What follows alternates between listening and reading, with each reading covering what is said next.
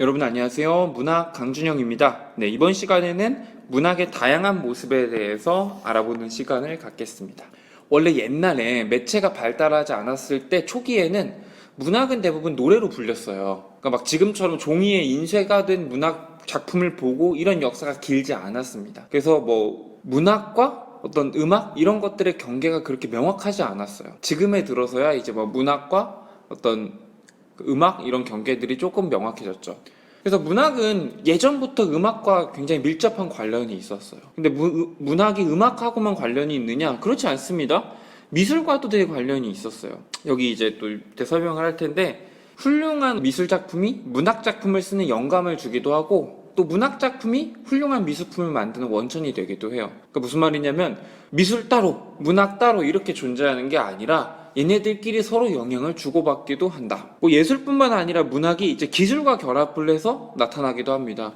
여러분 저번에 학습지에 그 삼국지라는 문학 작품이 IT 기술하고 만나서 뭐 게임이 되거나 애니메이션으로 응용되거나 그런 거 기억나죠? 요즘은 매체가 워낙 다양해져가지고 딱 종이에 쓰여진 글로만 존재하는 게 아니라 시간, 장소, 상황에 따라서 다양한 형태로 나타나요. 그러니까 옛날에는 책으로 그냥 나왔을 법한 것들이 지금은 뭘로 나오냐? 웹툰, 드라마, 영화, 심지어 광고 형태로 나타나는 것도 있어요. 그러니까 옛날에는 문학 활동을 한다 그러려면은 도서관이나 서점에 반드시 가야 했습니다. 다른 방법이 없었어요. 근데 지금은 어때요? 네이버 웹툰 보거나 넷플릭스 가입하면 돼요. 그래서 문학 활동을 하기에 굉장히 편한 시대가 되었습니다.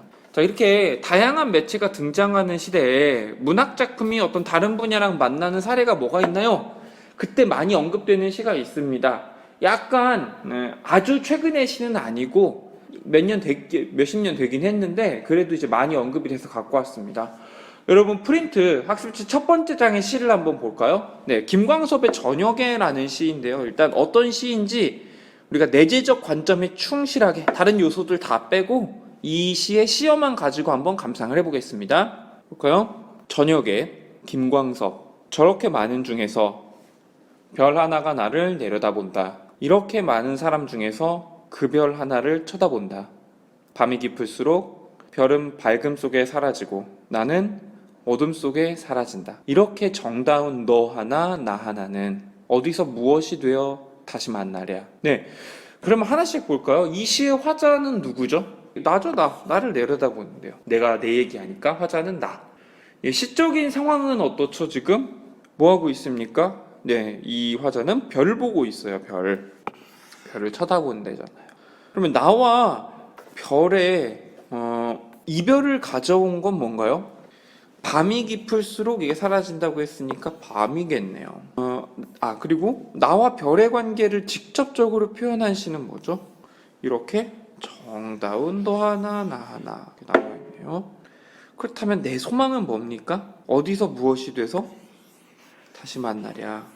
만나고 싶은가 봐요. 그런데 이 시는 그렇게 뭐 엄청 길거나 심각하거나 이런 시들은 아니에요. 여러분들이 그 저랑 전에 봤던 그 뭐 이용학이나 이런 시들에 비하면은 훨씬 가벼운 것 같은 그런 느낌의 시인데 또 이 시를 가지고 나름 영감을 받은 사람이 있었던 모양이에요. 그래서 이 시를 노래로 이렇게 만들었다고 합니다. 한번 들어볼까요?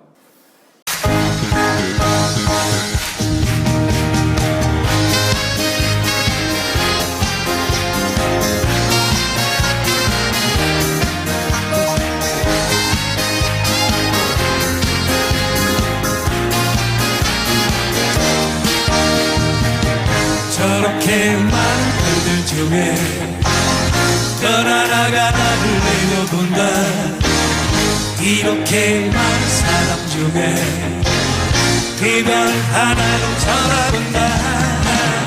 밤이 깊을수록 별은 밝음 속에 사라지고 나는 어둠 속으로 사라진다. 이렇게 정다운 너 하나 나 하나는 어디서 무엇이 되어 다시 만나랴. 너를 생각하면 문득 떠오르는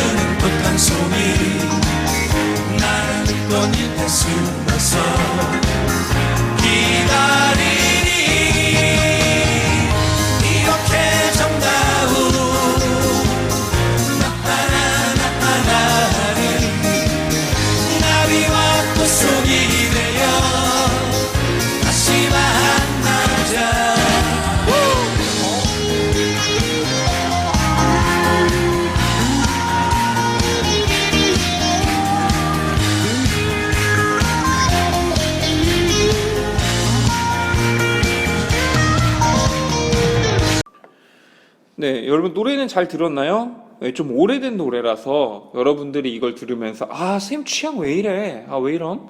이랬을 것 같은데 솔직히 이 노래는 제 취향은 아니긴 합니다. 쌤은 일관성 있게 아이유를 좋아합니다.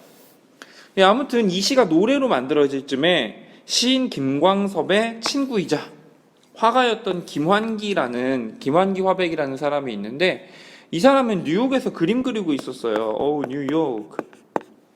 근데 지금도 사실은 외국 나가서 사는 게 어려운데 그 당시 뉴욕이면은 그냥 주변에 한국인님 하나밖에 없어요. 뭐 이런 상황이에요. 돈도 없고 그림 그리는 것에 대한 어쨌든 용기도 되게 많이 잃은 상태였어요. 뉴욕 와가지고. 근데 게다가 김광섭이 뇌출혈로 쓰러졌다는 소식을 들었습니다. 그 친구가 그렇게 쓰러졌다는 얘기 들으니까 얼마나 심란했겠어요. 그 사람들이 김광섭이 그냥 죽을 거라고 다 생각을 했다고 합니다. 워낙 그 상태가 심해가지고. 그런데 김광섭이 얼마 지나지 않아서 다시 살아나가지고 시집을 쓰고 또 그 시가 노래로 만들어졌어요. 그 시집에 있던 시가 바로 요겁니다. 죽을 거라고 생각을 했었는데 그 김광섭이 다시 살아나서 시집을 쓰고 그 시가 지금 노래로 만들어진 거예요. 그래서 김환기 화백이 뉴욕에 혼자 있다가 이 시 그리고 이 노래를 접하고 굉장히 큰 감명을 받습니다. 기적적으로 친구가 살아났잖아요. 영향을 받은 거겠죠. 그리고 본인도 이렇게 살면 안 되겠다. 그래서 주변 사람들 생각하면서 또 나름 우울했던 거에서 벗어나서 다시 미친 듯이 작품 활동에 전념을 하게 됩니다. 그래서 만든 작품이 바로 요 어디서 무엇이 되어 다시 만나랴의 연작입니다.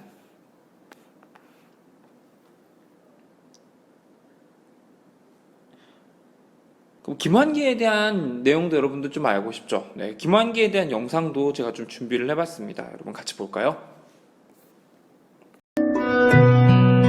김환기는 1933년 일본 예술대학에 진학, 졸업 즈음에 종달새 노래할 때라는 작품을 출품합니다. 저고리를 입은 한 시골 소녀가 바구니를 머리에 이고 가는 장면이었죠.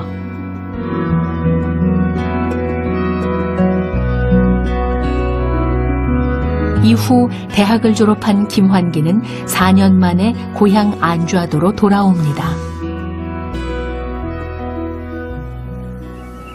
그리고는 방 한 칸을 화실로 꾸민 다음 그림 작업에 몰두하죠.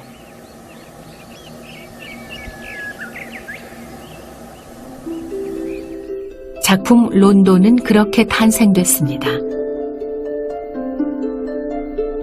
추상작품인 론도는 훗날 대한민국 근대문화재로 등록될 만큼 한국 근현대 미술사에서 중요한 작품 중 하나죠.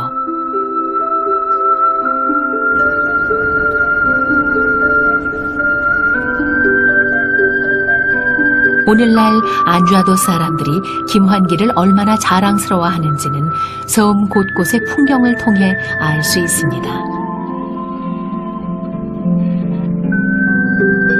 섬 사람들은 김환기의 작품 모형을 세움으로써 자신들만의 방법으로 그를 기리고 있죠.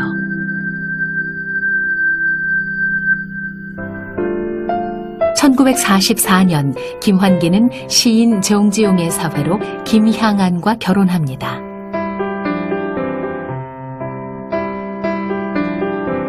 전쟁은 시대를 암울하게 했지만 그의 예술 세계는 더욱더 깊어만 갔죠.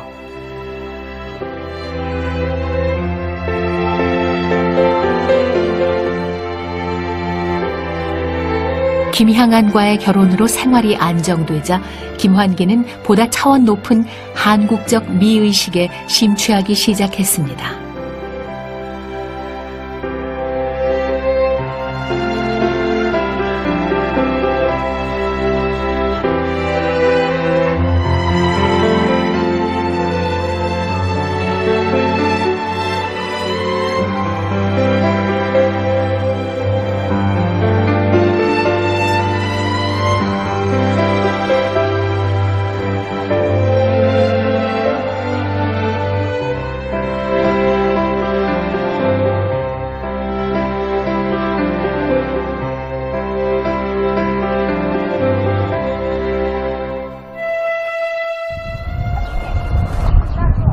청백자에 천착했던 김환기의 한국적 미의식은 거기에서 끝나지 않았죠.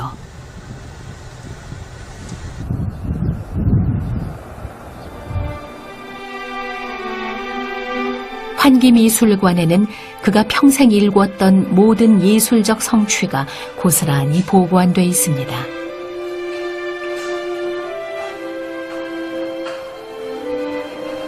그 중에서도 관람객들의 시선을 가장 많이 받고 있는 작품이 바로 이것. 완벽한 추상이잖아요. 수많은 점들이 모이고 그 점들 사이로 빈 공간을 남겨서 그것이 선이 되고 그 선들이 나뉘어서 어떤 면들을 형성합니다. 그리고 전체는 어떠한 아우라를, 그러니까 공간을 만들죠. 빛의 아우라를. 근데 모두 다 이거를 추상화라고 생각지 않아요. 딱 보면 이렇게 보면 무슨 나무 밑에 둘이 커플이 서 있나? 뭐 이런 생각이 들고. 작품은 수십만 개의 점으로 이루어져 있습니다.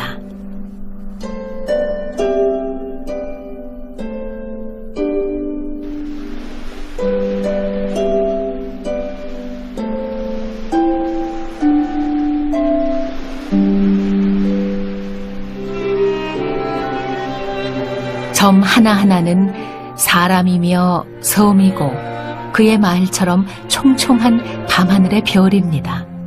이 모든 것이 어울려 질서와 영원을 노래하죠.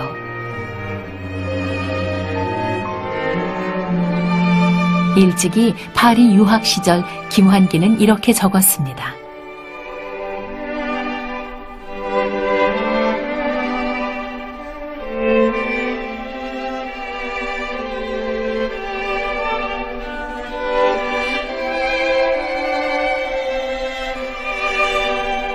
예술은 시 정신이고 노래가 담겨야 한다. 김환기는 명상하듯 점 하나하나를 찍어가며 어울림과 인연을 노래했습니다.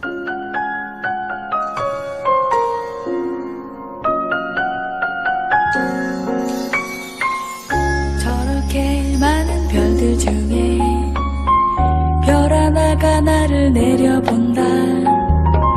이렇게 많은 사람 중에 그 별 하나를 쳐다본다. 밤이 깊을수록 별은 밝음 속에 사라지고 나는 어둠 속으로 사라진다.